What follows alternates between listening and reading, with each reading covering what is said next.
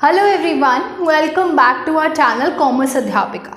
First of all, a very happy Diwali in advance to all of you. I hope you have a safe Diwali. So अब हमारी आज की class में हम aggregate supply and it's components को समझने वाले हैं. लास्ट क्लास में जब हमने एग्रीगेट डिमांड को समझा था तो we understood that it is the total expenditure that the consumers in the economy plan to do. मतलब aggregate demand was nothing but planned spending, कि हम कितना स्पेंड करेंगे पूरे साल में वो हम प्लान कर रहे थे as consumers. Whereas aggregate supply जब हम बात करते हैं, now we'll be talking about producers. So it is nothing but the money value of the final goods and services that the producers are willing to produce और plan to produce. मतलब ये willing word बहुत important है यहाँ पर भी, कि हम यहाँ पर भी प्लान की ही बात करते हैं कि पूरे साल में सारे प्रोड्यूसर्स मिलकर कितना प्लान कर रहे हैं कि हम इतना प्रोड्यूस करेंगे. ठीक है ना. अब हम जब बात करते हैं एग्रीगेट सप्लाई की, let me erase it once. जब हमने लास्ट क्लास में बात की थी एग्रीगेट डिमांड कर्व की, तो we very beautifully understood कि this is aggregate demand curve and this is a y line which is equal to AS. अब मैंने ऐसा क्यों लिखा कि y is equal to AS? ये confusion मुझे भी जब मैं 12th में थी बहुत ज़्यादा रहती थी, तो मैंने इसको इस precise terms में लिख दिया है कि बेटा aggregate supply कुछ नहीं है, हम physical terms में define कर रहे हैं टोटल आउटपुट कितना होगा गुड्स एंड सर्विसेज का एक साल में. सपोज अगर मैं बोलती हूँ कि एक बहुत हाइपोथेटिकल एग्जांपल लो. सपोज एक इकोनॉमी में दो प्रोड्यूसर्स हैं ए और बी, सिर्फ यही दो हैं. ठीक है. ए बोलता है कि मैं 10,000 की प्लांट प्रोडक्शन कर रहा हूँ, मैं 10,000 यूनिट्स बनाऊँगा. बी कहता है मैं 15,000 यूनिट्स बनाऊँगा. तो हमारी टोटल प्लान्ड आउटपुट कितनी हो गई? 35,000 यूनिट्स. लेकिन जब इस इकोनॉमी में और बहुत सारे प्रोड्यूसर्स आ जाते हैं तो बहुत मुश्किल हो जाता है हर प्रोड्यूसर के लिए ये बताना कि मैं कितना प्रोड्यूस कर पाऊंगा in terms of units future में. Right. It is very difficult for him to portray that कि मैं फ्यूचर में इतना प्लान्ड आउटपुट रखता हूँ अपना. ठीक है. तो इसलिए जब ये कॉम्प्लेक्सिटी बढ़ जाती है, वी नो दैट कि सर्कुलर फ्लो ऑफ इनकम के अकॉर्डिंग जो भी सारा आउटपुट एक पर्टिकुलर साल में आता है, जब हम उनको सेल करते हैं तो उसकी सेल से आया हुआ पैसा किसी में नहीं बट फैक्टर्स ऑफ प्रोडक्शन में इनकम के रूप में बढ़ जाता है. राइट. अब आप यहाँ से समझो कैसे हमने money value of final goods and services को रिलेट किया कि वो डिस्ट्रीब्यूट होगा, क्योंकि value of total output is nothing but the sales amount. Right.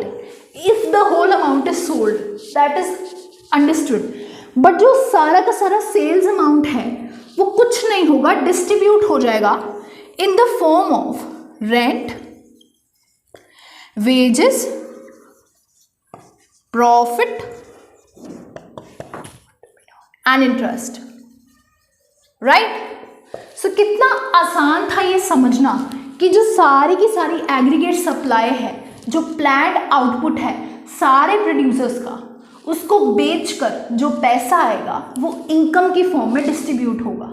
तो अब हमें समझ में आ गया कि बेशक हम फिजिकल टर्म्स में आउटपुट ना बता पा रहे हो, बट उसका कहीं ना कहीं रिलेशनशिप बन गया इनकम से. राइट. इसलिए I will erase all this and write something for you. Now, can I write it down that aggregate supply is nothing but equal to Y or the national income. ठीक है. जो भी सारा aggregate supply है वो equal है Y की. Right? Is it understood? Right. Now, अब मुझे बहुत आराम से एक चीज़ बताना. Suppose आपके मदर या फादर कुछ इनकम कमाते हैं पूरे साल में, सपोज वो 10,000 रुपये कमा रहे हैं. क्या वो सारा का सारा 10,000 रुपये स्पेंड कर देते हैं, खर्च देते हैं? बिल्कुल भी नहीं. वो कुछ अमाउंट तो खर्चते हैं, स्पेंड करते हैं, और कुछ अमाउंट वो सेव करते हैं। अब स्पेंड को हम लोग कंज्यूम भी कहते हैं, ठीक है। तो मतलब वो कुछ अमाउंट कंजम्पशन एक्सपेंडिचर पे लगाते हैं, कंज्यूम करने वाले एक्सपेंडिचर पे लगाते हैं, और कुछ अमाउंट को वो सेव करते हैं। इसीलिए क्या मैं ये लिख सकती हूँ AS is equal to Y is equal to C plus S, right, which is nothing but consumption and saving. मतलब आपकी जो इनकम होती है उसमें से कुछ हिस्सा तो आप कंजम्पशन पे लगाते हो और कुछ हिस्सा सेव करते हो, right. Is it understood? Good. Now जो मैंने लास्ट क्लास में कहा था कि आई विल एक्सप्लेन कि क्यों AS कर्व एक 45 डिग्री एंगल पे जा रहा है, अब वो हम समझेंगे उसके कंपोनेंट्स को समझ के, ठीक है। अब अगर आपसे कोई पूछता है कि एग्रीगेट सप्लाई के कंपोनेंट्स क्या हैं, तो आप क्या कहोगे? They are nothing but C and S, consumption and savings, right. Now हम दोनों को इंडिविजुअली समझेंगे कि कंजम्पशन फंक्शन क्या है एंड सेविंग्स फंक्शन क्या है, ठीक है। It is going to be very interesting. Okay, let's understand. Okay students, now we'll understand the meaning of consumption function.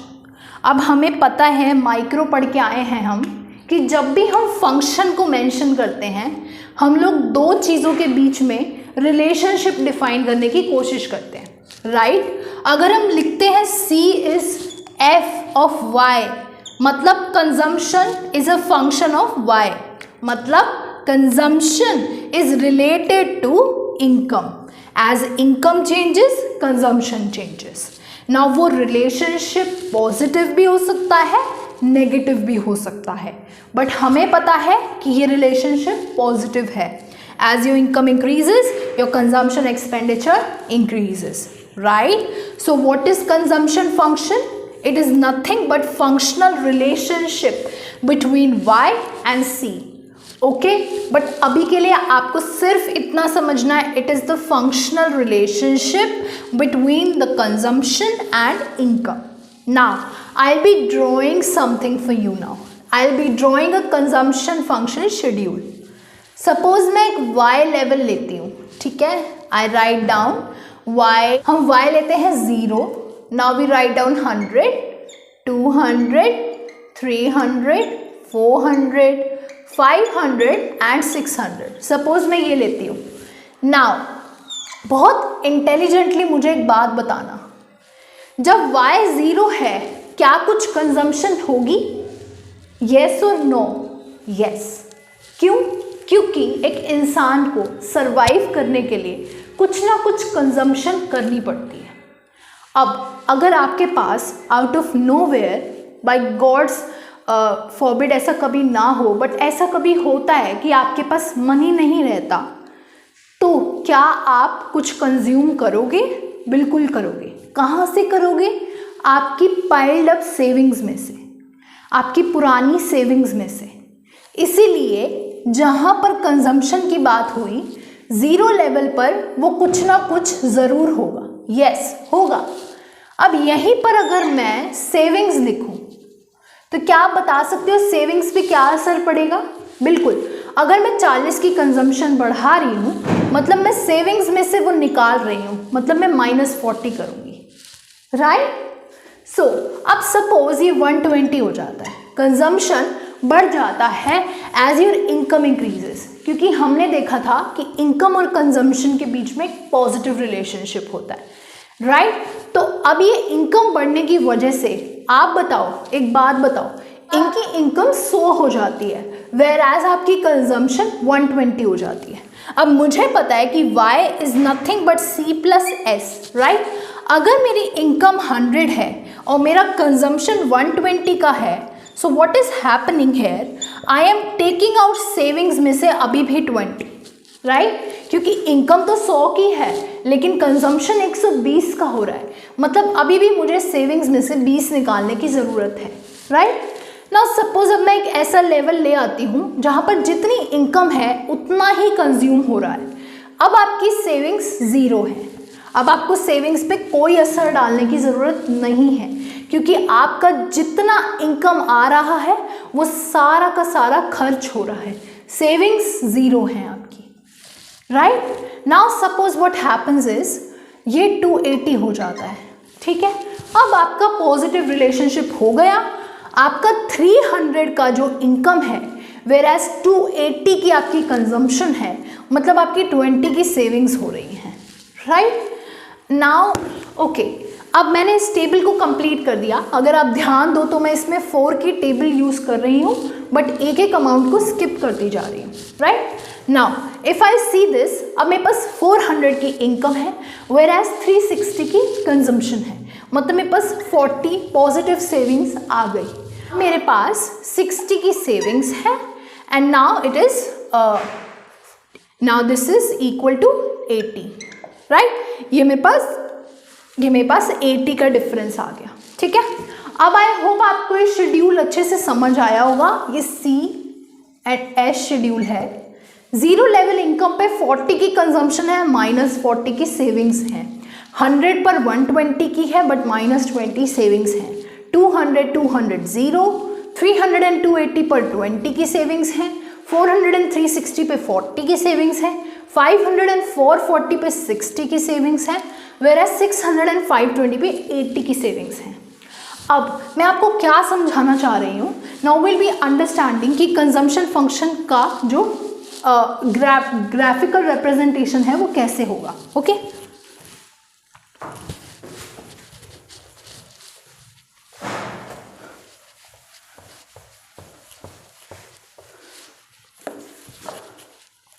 Please mind it, this is known as autonomous consumption.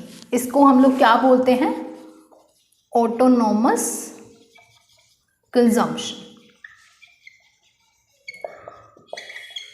Autonomous consumption वो consumption होती है जो Y से बिल्कुल भी affect नहीं होती है, मतलब वो इनकम से बिल्कुल भी अफेक्ट नहीं होती है। बेशक इनकम जीरो हो, वो कुछ ना कुछ रहती ही रहती है, ओके। चलो अब हम ग्राफिकल रिप्रेजेंटेशन को स्टार्ट करते हैं।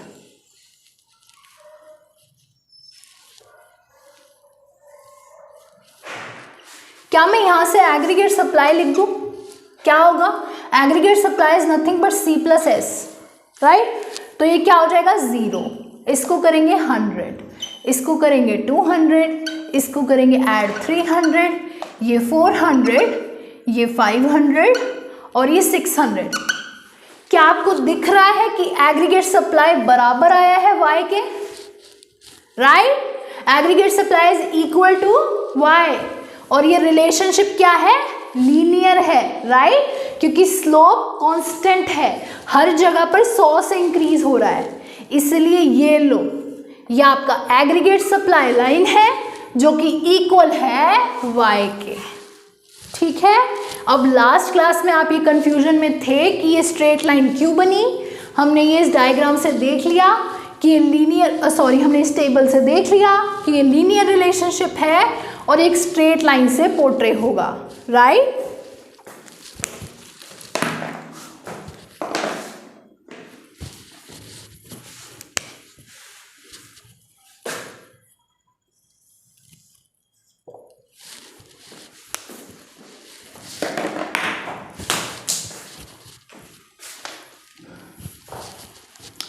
नाउ स्टूडेंट्स, अब मेरे को बताओ क्या मैंने कंजम्पशन का जो लाइन है वो सही बनाया है? यस, जीरो लेवल पर कुछ ना कुछ कंजम्पशन है जो कि हमारी ऑटोनोमस कंजम्पशन है, राइट। फिर उसके बाद एक पॉइंट आता है जहां पर हमारा कंजम्पशन और वाई इक्वल हो जाते हैं, जहां पर सेविंग्स हमारी ज़ीरो होती हैं, क्योंकि जितनी इनकम आ रही है वो सारी की सारी कंज्यूम हो रही है, राइट। उसके बाद एक पॉइंट आता है जहां पर C भी बढ़ता है वेयर एज Y भी बढ़ता है, but the rate at which Y increases is greater than C। Y, क्योंकि हमने लास्ट क्लास में भी डिस्कस किया था, जैसे जैसे इनकम बढ़ती जाती है आप उस इनकम का कुछ पार्ट सेव करते जाते हो, इसलिए बेशक पहले कंजम्पशन एक ग्रेटर रोल प्ले कर रही थी Y से, यहाँ 0 का Y, 40 का C, 100 का Y, 120 का C, यहाँ पर C इज ग्रेटर, बट ये बाद में जाकर कम हो जाता है। वाई? बिकॉज अब कुछ अमाउंट सेव होने में लग जाएगा। ठीक है, तो ये हमारा कंजम्पशन हो गया। अब यहाँ पर आपको पता होना चाहिए this is this saving and this is savings, मतलब इससे पहले आपकी सेविंग्स नेगेटिव रहेंगी क्योंकि कंजम्पशंस आपके बड़े हैं वाई से, वेराज यहाँ पर आपकी सेविंग्स पॉजिटिव हो जाएंगी क्योंकि कंजम्पशन छोटा हो गया है वाई से। आई होप आपको समझ आ रहा है। अब अगर मैं एक और प्लॉट बनाती हूँ जहाँ पर मैं कुछ नहीं है आउटपुट, यहाँ पर हम लिखेंगे C एंड AS, अब S एंड आउटपुट, और इनकम भी लिख सकते हो ना आप, क्योंकि it is nothing but equal, because हर जगह पर आपका इक्वल ही तो होता है ना आउटपुट और income according to circular flow of income. Yes right, income बढ़ते ही आपका कंजम्पशन बढ़ रहा है। नाउ अब यहाँ पर सेविंग्स का क्या होगा, तो अब हमें पता है कि सेविंग्स इनिशियली तो ज़ीरो होंगी। तो अब आपको अगर ये डायग्राम बनाना हो, आप ये पॉइंट लो, इसको नीचे तक खींचो, आपको पता है यहाँ पर सेविंग्स क्या होंगी, ज़ीरो होंगी। इससे पहले आपको पता है कि सेविंग्स नेगेटिव होंगी और इसके बाद पॉजिटिव होंगी। ये हमारा सेविंग्स का लाइन बन गया या ग्राफ बन गया। बस इतना सिंपल था। यहाँ पर डिस सेविंग का पार्ट जो है वो ये रहा, वेराज पॉजिटिव सेविंग्स का पार्ट ये रहा, और ये आपका break even point. Break even point कौन सा पॉइंट होता है, जहाँ पर y C के बराबर होता है। I hope you have understood. ये टेबल भी समझ आ गई होगी, ये डायग्राम भी समझ आ गया होगा, कैसे बनाना है ये भी पता चल गया होगा, राइट?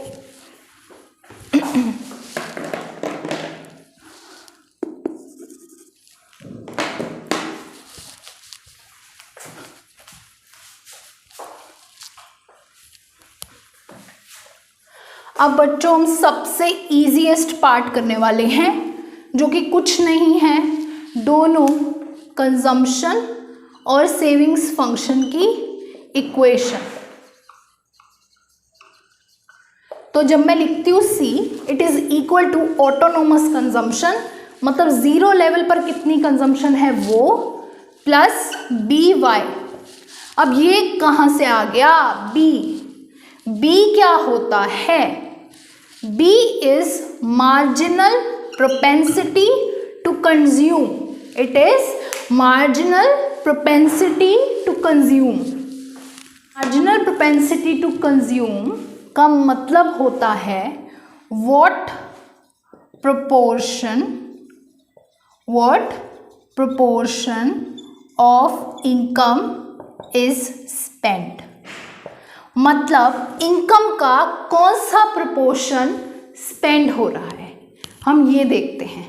इसका फॉर्मूला होता है change in consumption over change in income. Suppose, अब एक एग्जाम्पल लो, सपोज कंजम्पशन ये 80 जा रही है, इनकम में चेंज होने पर 100 से 200। ठीक है, अब निकाल लो मार्जिनल प्रोपेंसिटी टू कंज्यूम।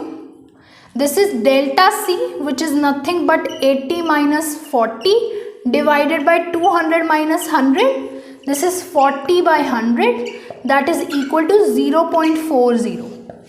वो ये कहना चाह रहा है कि जब इनकम इंक्रीज हो रही है तो इनकम का 40% कंजम्पशन में जा रहा है।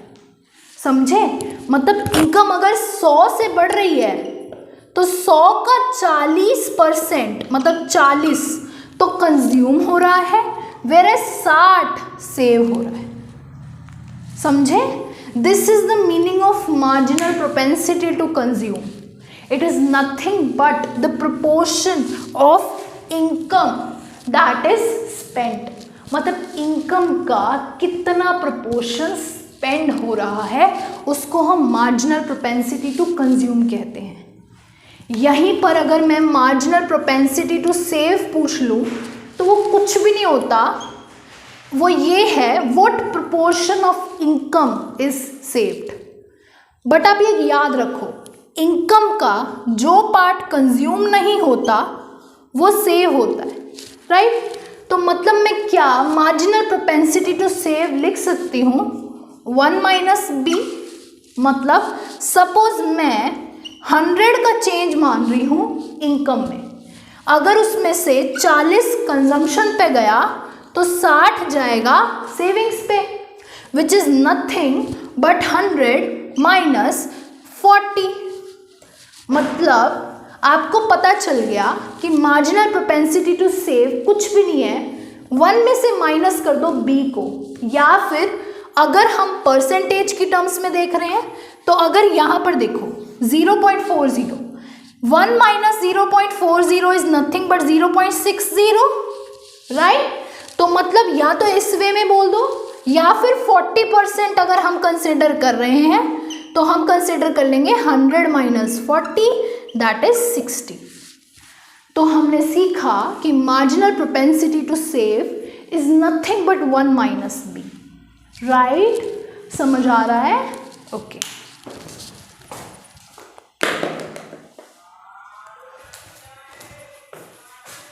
तो ना अगर मैं सारा कुछ इरेज कर दूं तो B का मतलब भी पता चल गया, it is nothing but marginal propensity to consume.